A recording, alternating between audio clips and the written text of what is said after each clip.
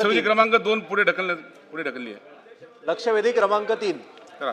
लक्षवेधी क्रमांक 3. सन्माननीय अध्यक्ष महाराज, वितरित केल्याप्रमाणे अध्यक्ष महोदय, अत्यंत संवेदनशील विषयावरची लक्षवेधी आहे. माझ्या मतदारसंघामध्ये 42 एकर जमीन ही डिफेन्सची आहे आणि गेल्या अनेक वर्षांपासून तिकडचा पुनर्विकास हा रखडलेला आहे. वारंवार सदनामध्ये या संदर्भात लक्षवेधी लागल्या गेलेल्या आहेत, प्रश्न विचारले गेलेले आहेत. 2017 साली देवेंद्र फडणवीस साहेबच मुख्यमंत्री असताना त्यांनी यामध्ये एक पत्र लिहिलं डिफेन्सला आणि सांगितलं की तुमचं ना हरकत पत्र द्या. मग त्यानंतर असं ठरलं की अर्धी जमीन डिफेन्सला दिली जाईल, अर्ध्या जमिनीमध्ये पुनर्वसन केलं जाईल.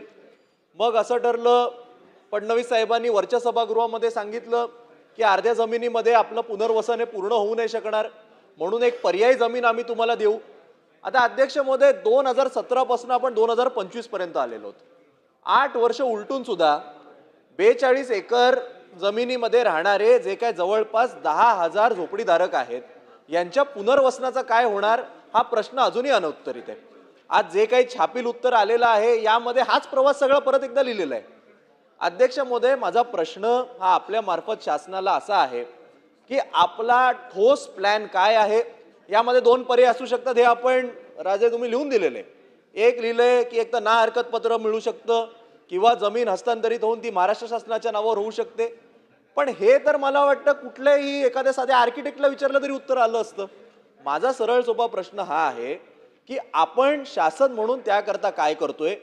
2017 पासून खुद्द आत्ताचे मुख्यमंत्री, तेव्हा सुद्धा तत्कालीन तेच मुख्यमंत्री होते, त्यांनी पाठपुरावा करून सुद्धा हा आपण प्रश्न मार्गी का लावू शकलो नाही.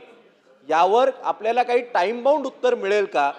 बाबा 6 महिन्यामध्ये, वर्षभरामध्ये सगळी 42 एकर जमीन ही आम्ही महाराष्ट्र सरकारच्या नावावर करू, किंवा प्रश्नच विचारतोय ना, प्रश्नच आहे, किंवा आम्ही NOC घेऊन येऊ. त्यामुळे माझा पहिला प्रश्न हा आहे की टाइम बाउंड तुमचा प्लॅन काय आहे. तुम्ही NOC आणणार की अख्खी जमीन ही महाराष्ट्र सरकारच्या नावावर करणार, हा माझा प्रश्न आहे. दुसरा जो प्रश्न आहे की जर तुम्ही NOC आणणार म्हणत असाल तर आता कांदिवलीमध्ये सुद्धा डिफेन्सची जमीन आहे. तिकडे मध्ये डिफेन्सनी पत्र दिलं की तुमची जी रिडेव्हलपमेंट चालू होती त्याला तुम्ही आता स्टॉप वर्कची नोटीस द्या. मग जर उद्या तुम्ही NOC आणली आणि पुनर्वसनच परत डिफेन्सनी अडवलं तर त्यावर तुमचा प्लॅन ऑफ ऍक्शन काय आहे. अध्यक्ष महोदय, माझा तिसरा प्रश्न असा आहे की आत्ताच्या परिस्थितीत NOC आणाल, शासनाच्या नावावर होईल, ते बघू, तुम्ही आता किती दिवस सांगता ते आता उत्तरात मध्ये कळेल. माझा तिसरा प्रश्न असा आहे, आत्ता त्यामध्ये साधी गटारं जरी साफ करायची असतील तरी डिफेन्स हरकत घेते. त्यामुळे राहणाऱ्या लोकांना इतका त्रास होतो. पावसाळ्यापूर्वीची आम्हाला नालेसफाई सुद्धा तिकडे करता येत नाही, कारण त्यांच्या हद्दीमध्ये महापालिकेच्या अधिकाऱ्यांना जाऊ देता येत नाही. त्यावर आपण काही करणार का? आणि माझा चौथा प्रश्न आहे, यावर अशीच माझ्याच मतदारसंघामध्ये वेस्टर्न रेल्वेची सुद्धा जमीन आहे, ती सुद्धा केंद्र सरकारच्या अखत्यारीमधली आहे, 3 बंगला परिसरातली जमीन आहे. त्याच्यावर सुद्धा बायोमेट्रिक सर्वे झालाय, पण अजूनही अनेक्षर निघत नाही, कारण वेस्टर्न रेल्वेने अजून त्याला ही परवानगी दिलेली नाही, NOC दिलेली नाही. धारावीमध्ये जसे एक तुम्ही SPV तयार केली आणि त्यांनी रेल्वेला पैसे दिले आणि ती जमीन ही महाराष्ट्र सरकारकडे करून घेतली आणि पुनर्वसन झालं, त्याच धर्तीवर वांद्र्यातील 3 बंगल्याची जमीन असेल किंवा बेहरामपाडा नौपाड्याच्या लगतची जमीन असेल, यावर सुद्धा महाराष्ट्र सरकार काही पैसे भरून वेस्टर्न रेल्वेला ती जमीन ही स्वतःच्या नावावर घेऊन पुनर्वसन करता येईल का? असे माझे 4 प्रश्न आहेत.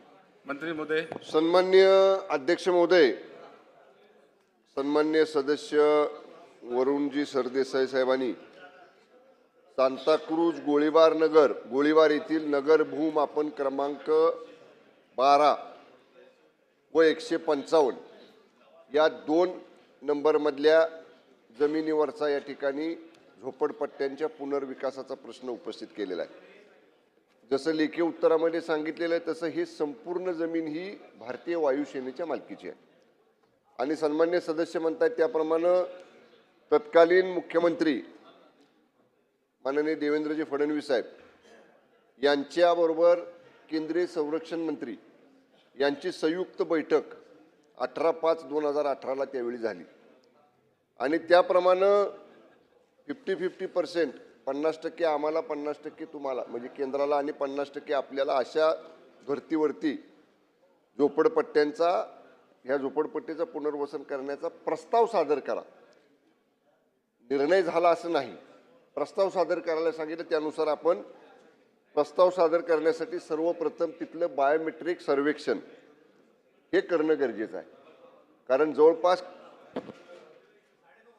9,483 झोपड्या त्या ठिकाणी आहेत आणि म्हणून आपल्याला केंद्राकडे पाठपुरावा केल्यानंतर माननीय मंत्री महोदय, मुख्यमंत्री महोदयांची बैठक झाल्यानंतर त्यांनी 17/5/2018 बायोमेट्रिक सर्वेक्षण करण्यासाठी आपल्याला मान्यता दिली.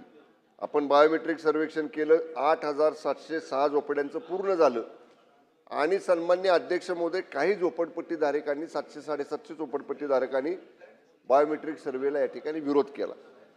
याच्यामध्ये सन्माननीय अध्यक्ष महोदय, आपण जे सन्माननीय सदस्यांनी सांगितलं ना, आम्ही सुद्धा लेखी उत्तरामध्ये दिलेले 2 ऑप्शन या ठिकाणी याच्यासाठी ठेवलेले आहेत की जेणेकरून केंद्र सरकारच्या जमिनीवरील झोपडपट्ट्यांचं पुनर्वसन करण्याकरता जर भारतीय वायुसेना यांनी जर 100% एनओसी दिली त्या जागेबाबतीत तर आपल्याला तो प्रस्ताव पुढे घेऊन जाता येईल.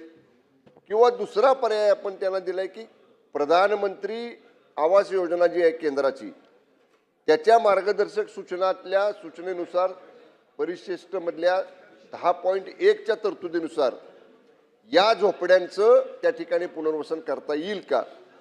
पण सन्माननीय अध्यक्ष महोदय, सन्माननीय सदस्य जे म्हणतायत की केंद्र सरकारकडे तुम्ही काय केलं, तर मला आवर्जून सांगायचं आहे, या संदर्भामध्ये 2023ला 21/3/2023ला 25/4/2023ला आपण केंद्राकडं पाठपुरावा केला. 7 सप्टेंबर 2024ला तत्कालीन मुख्यमंत्री आणि आत्ताचे विद्यमान उपमुख्यमंत्री तथा नगरविकास, गृहनिर्माण आणि MSRDC मंत्री माननीय एकनाथजी शिंदे साहेबांनी केंद्रीय मंत्री महोदय अश्विनी वैष्णवजी यांना सुद्धा या संदर्भातलं पर्सनल डिओ लेटर सन्मान्य अध्यक्ष महोदय दिलं आणि आपला सतत पाठपुरावा की या संदर्भातला आपला पहिला प्रयत्न राहील की त्या पूर्ण क्षेत्राचं एनओसी या ठिकाणी राज्य सरकारला द्यावं, परंतु ते काय अद्याप मिळालेलं नाही. आणि या बाबतीत मुख्य सचिवांच्या अध्यक्षतेखाली आपण समिती नेमलेली आहे. आमचा प्रयत्न सतत आहे, म्हणजे 3-4 वेळा आपण पाठपुरावा यासाठी केलेला आहे. आत्तासुद्धा आत्ताच्या परिस्थितीमध्ये या लक्षवेधीला उत्तर देत असताना माननीय मुख्यमंत्री महोदयांशी चर्चा करून, माननीय उपमुख्यमंत्री महोदयांशी चर्चा करून या बाबतीतलं फ्रेश रिमाइंडर नव्यानं आपण केंद्र सरकारकडे देऊ. आवश्यकता असली तर जेव्हा पार्लमेंटचं अधिवेशन असतं आणि माननीय मुख्यमंत्री उपमुख्यमंत्री आपल्या राज्यातल्या खासदार महोदयांच्या बरोबर दिल्लीतल्या प्रश्नासाठी बैठक घेतात, त्या माननीय मुख्यमंत्री महोदयांच्या अजेंडावरती हा विषय आपण या ठिकाणी समाविष्ट करण्याची विनंती माननीय मुख्यमंत्र्यांना करू आणि निश्चितपणे या बाबतीत सरकार सकारात्मक भूमिका घेईल.